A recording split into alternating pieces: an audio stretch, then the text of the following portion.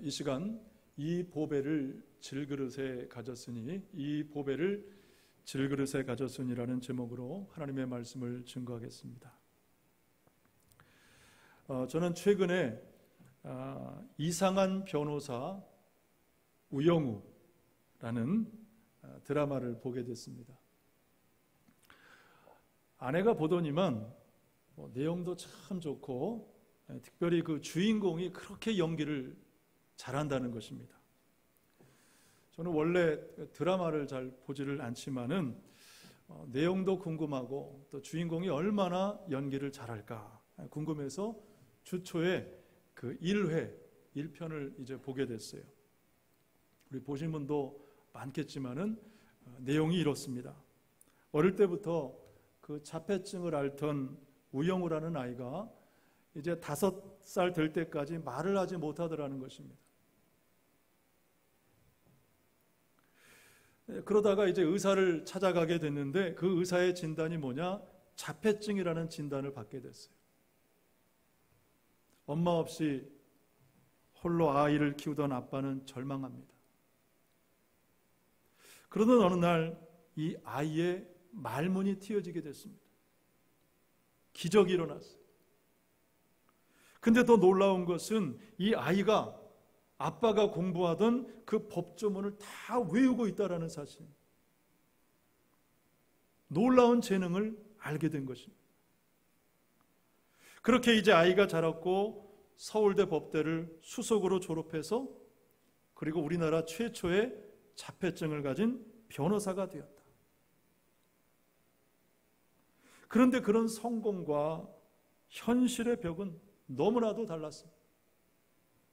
변호사가 되어서 여러분 보신 분들 아시겠지만은 처음에 이제 사무실에 출근하게 됐는데 그 우영우가 그 건물의 회전문 앞에서 주저하잖아요. 도대체 언제 들어가야 되는지 알지 못했던 것입니다. 우영우에게 모든 것은 낯설고 두렵고 어려울 뿐이었습니다. 변호사가 되어서도 마찬가지였습니다. 동료 변호사들은 과연 우영우가 재판정에 나가서도 변호를 제대로 할 수 있을까? 의문이었습니다. 그래서 논리적으로 그리고 감정적으로 도와줄 동료 변호사들과 함께 나가는 것이 좋겠다 했지만은 결국은 우영우 변호사 스스로 그 모든 문제를 해결해 나가더라는 것입니다. 저는 드라마를 보면서 이 우영우는 다른 누가 아닌 바로 우리다. 그리고 내 자신이다. 그런 생각을 하게 됐어요. 왜냐하면 여러분 오늘 바울이 본문 8절에서 우리의 상황을 이렇게 말을 합니다. 우리가 사방으로 우겨쌈을 당하여도 쌓이지 아니하며 답답한 일을 당하여도 낙심하지 아니한다. 여기서 사방으로 우겨쌈을 당한다는 것은 무엇을 의미하냐면 마치 포도주를 틀에 넣고 쥐어 짜는 것과 같은 것이죠.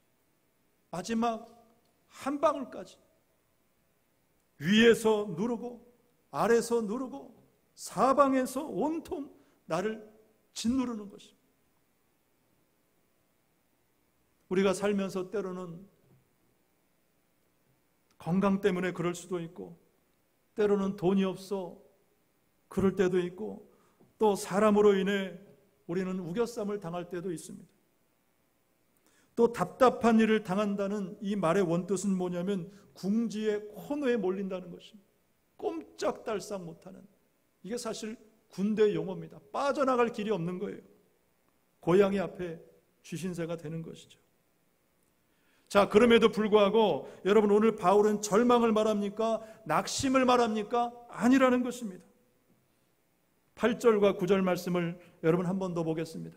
시작. 우리가 사방으로 우겨쌈을 당하여도 쌓이지 아니하며 답답한 일을 당하여도 낙심하지 아니하며 박해를 받아도 버림받지 아니하며 거꾸로 뜸을 당하여도 망하지 아니하고. 아멘, 할렐루야.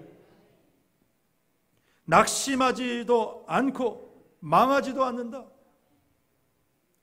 그렇다면 왜 우리는 낙심하지도 말고 또 왜 우리는 수없이 당하는 삶을 살지만 망하지 않느냐? 첫째로 믿는 우리에게는 힘과 능력을 주시는 하나님이 계시기 때문입니다.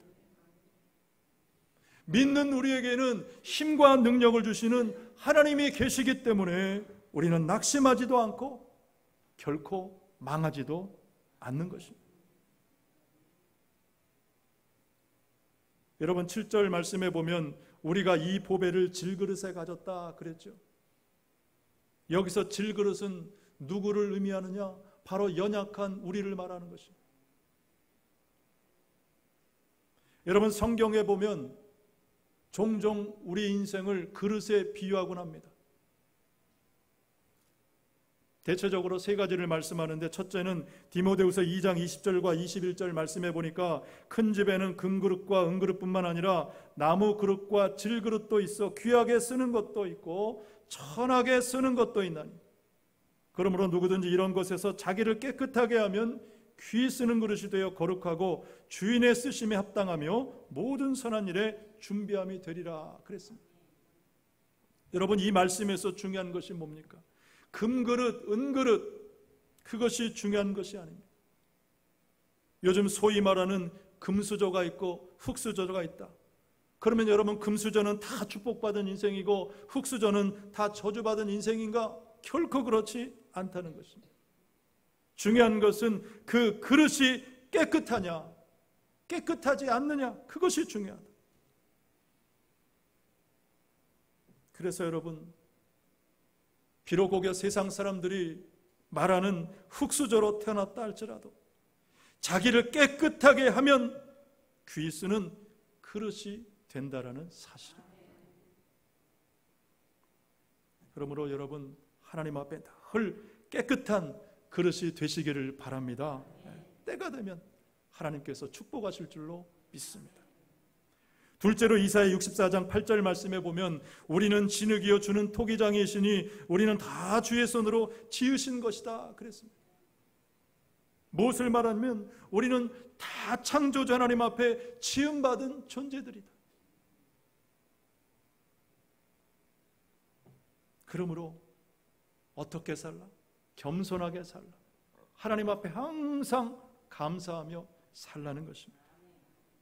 셋째는 예레미야가 4장 2절 말씀해 보니까 순금에 비할 만큼 보배로운 시온의 아들들이 어찌 그리 토기장이가 만든 질항아리 같이 여김이 되었는고라고 그랬어요.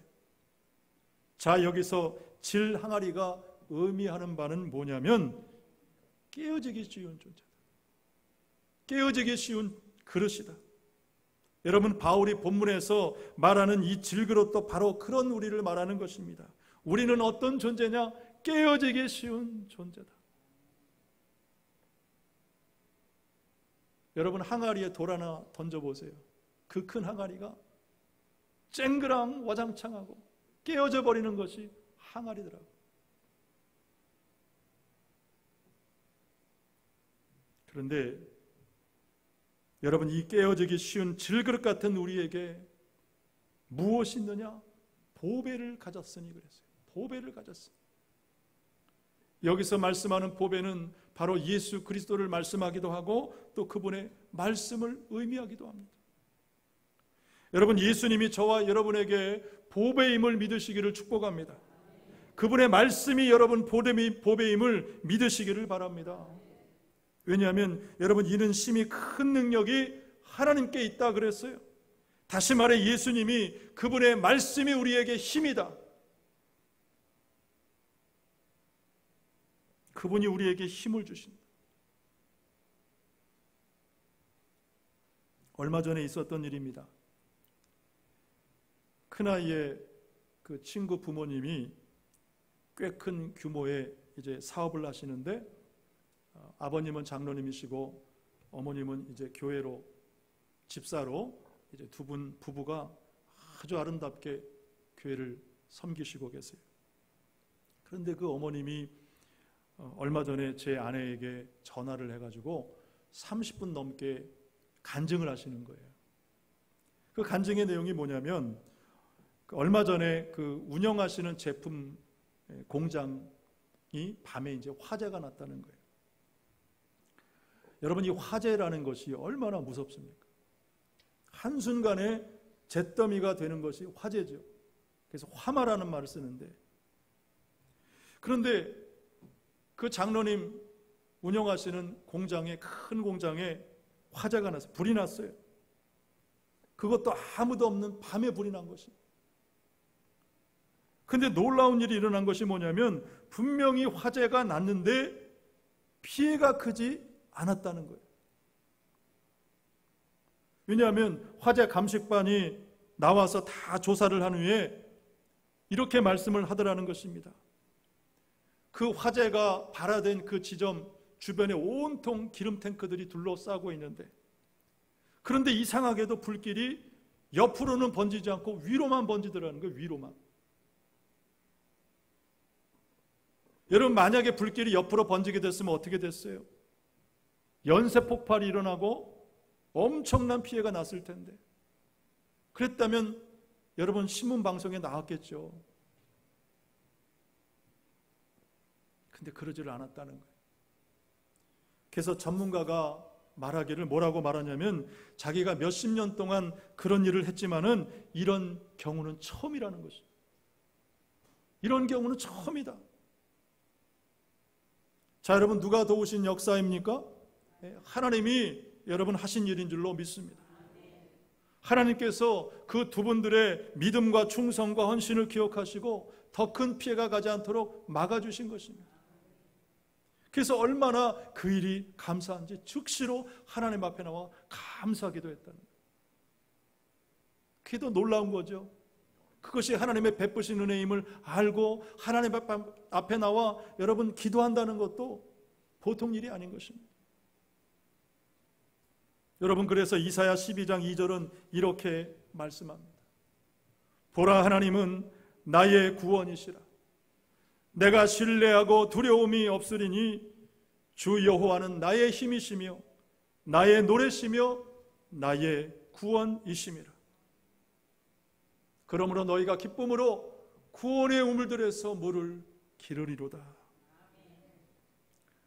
마침 이 이사야 12장 2절과 3절 말씀으로 지어진 찬양이 있는데, 여러분 우리 찬양 우리 함께 부르면서 하나님 앞에 영광 드리면 좋겠습니다. 보라, 하나님은 나의 구원이시라. 내가 의뢰하고 두려움이 없으리니 주 여호와는 나의 힘이시며 나의 노래시며 나의 구원이라.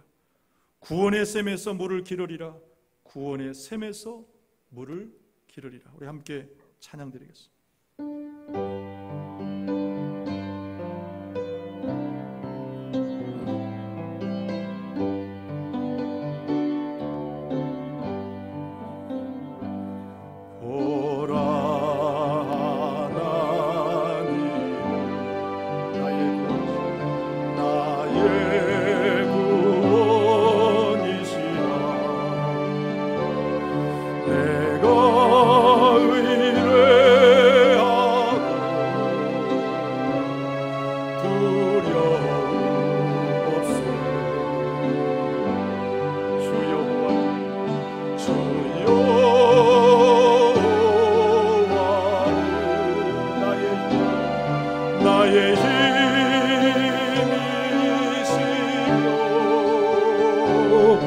나의 노래시며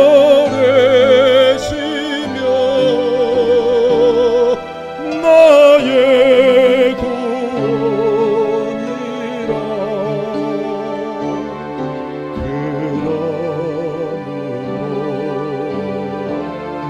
그러므로 너희가 기쁨으로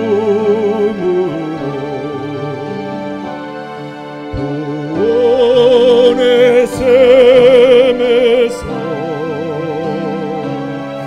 물을 기르리라. 구원의 샘에서 물을 기르리라.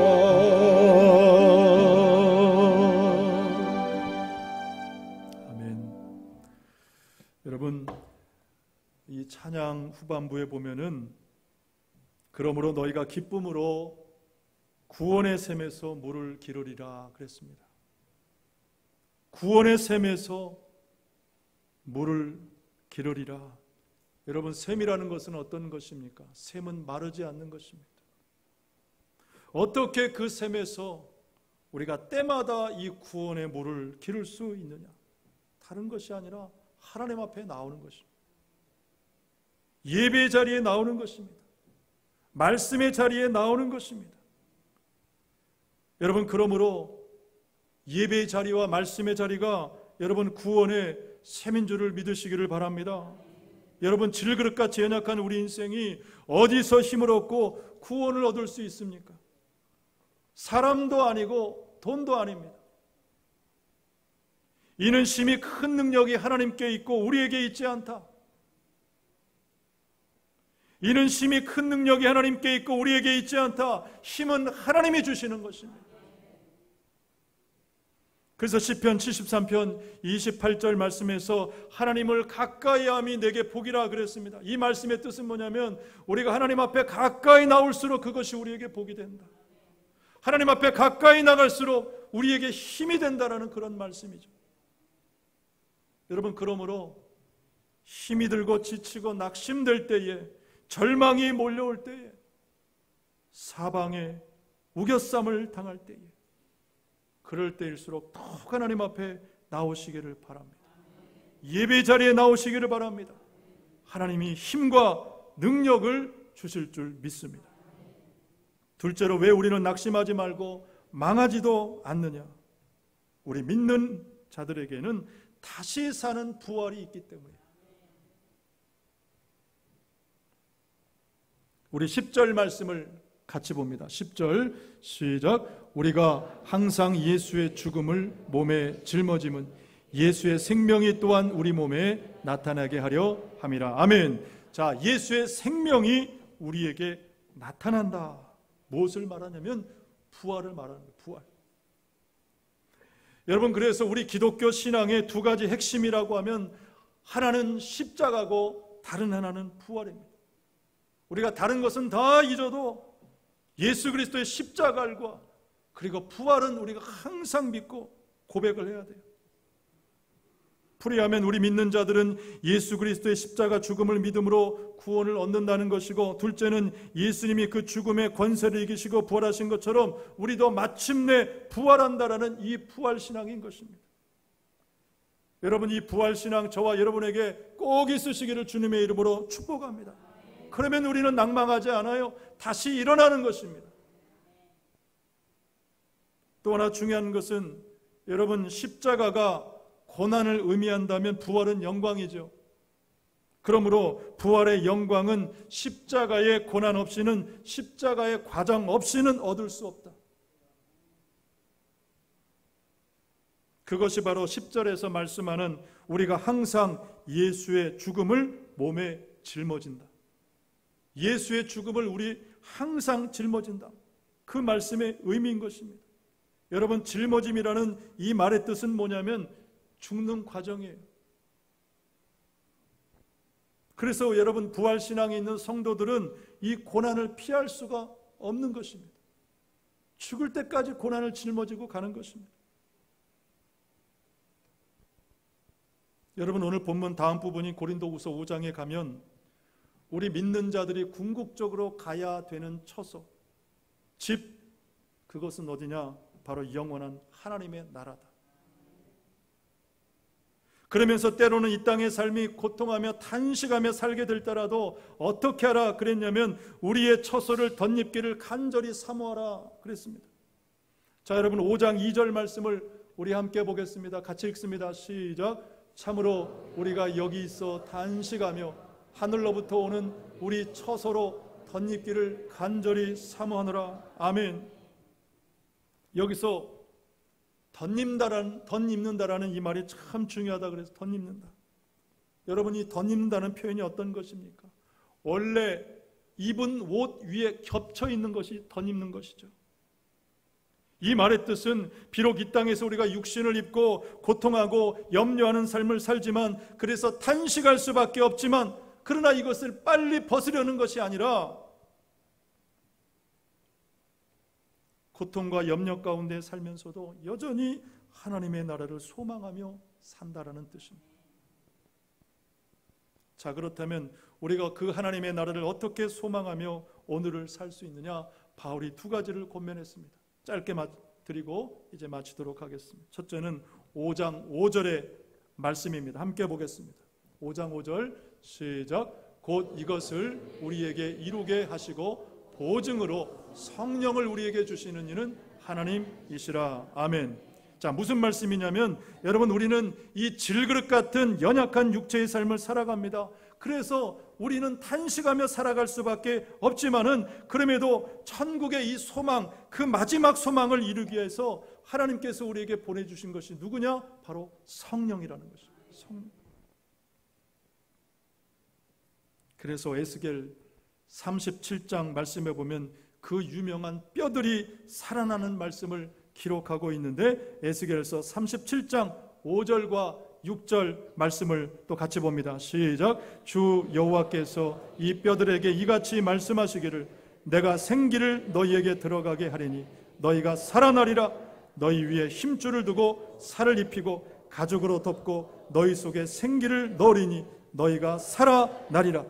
또 내가 여호와인 줄 너희가 알리라 하셨다 하라. 아멘. 자, 여기 이 말씀 보면 생기라는 말이 두 번이나 나옵니다.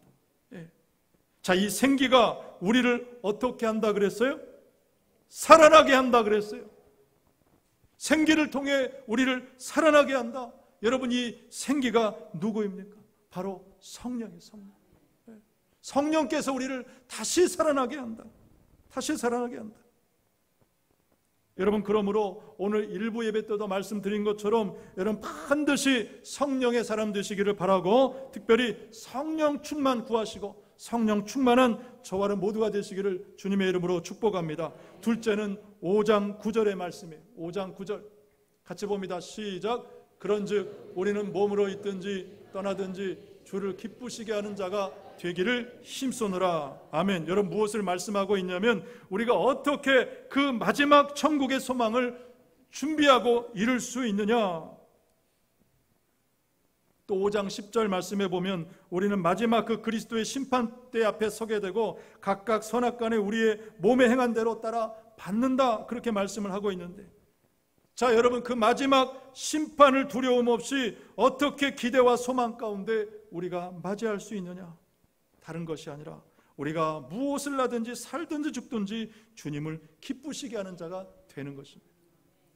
항상 주님을 기쁘시게 하는 삶을 사는 것이죠. 힘쓰라 그랬습니다. 힘쓰라. 이 말은 주님을 기쁘시게 하는 일에 집중하라, 전력하라는 뜻입니다. 그래서 느헤미야 8장 10절 말씀해 보니까 여호와를 기뻐하는 것이 너희의 힘이니라. 우리가 하나님을 기뻐하면, 하나님을 기쁘시게 있는 일하면 하나님께서 우리에게 힘을 주신다는 거예요.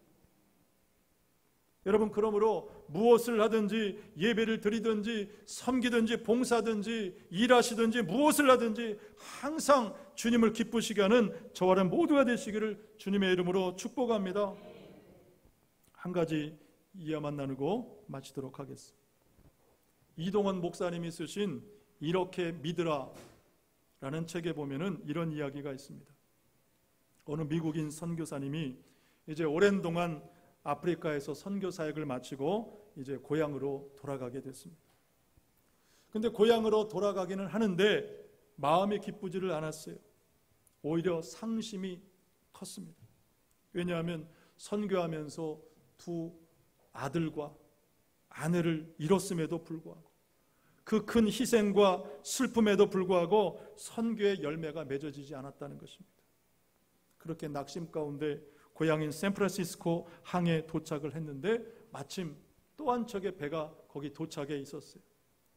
그 배에는 누가 타고 있었느냐? 이제 막 사냥에서 돌아온 대통령이 타고 있었는데, 그 대통령이 내리는데 군악대의 화려한 연주와 함께 수많은 사람들이 막 대통령을 환호해 주고 있더라는 거예요. 그리고 그렇게 환영 인파와 함께 대통령이 배에서 내린 뒤에 그 길에 깔려있던 붉은 주단이 다 거치고 군악대 화려한 연주도 다 끝이 난 후에 이 선교사님이 아주 초라한 모습으로 배에서 내리게 되었어요. 그러면서 말로 표현할 수 없는 깊은 상실감이 몰려오더라는 것입니다. 대통령은 사냥하다 돌아와도 저렇게 환영을 받는데 자신은 선교를 위해서 가족들 다 희생하고 돌아왔음에도 나를 환영해 주는 사람이 한 사람도 없구나. 그렇게 탄식했어요. 그런데 그렇게 낙심 가운데 있을 때 이런 주님의 음성이 들려왔습니다. 내 아들아, 너는 아직 고향에 돌아오지 않았다. 내가 고향에 돌아오는 날 군악대의 나팔 소리가 아니라 천군과 천사의 나팔 소리로 너를 맞아줄 것이다. 그리고 붉은 주단이 아니라 황금길을 너에게 깔아줄 것이다. 사랑하는 아들아, 끝까지 인내하고 충성하라. 사랑하는 아들아, 끝까지 인내하고 충성하라. 기도하겠습니다.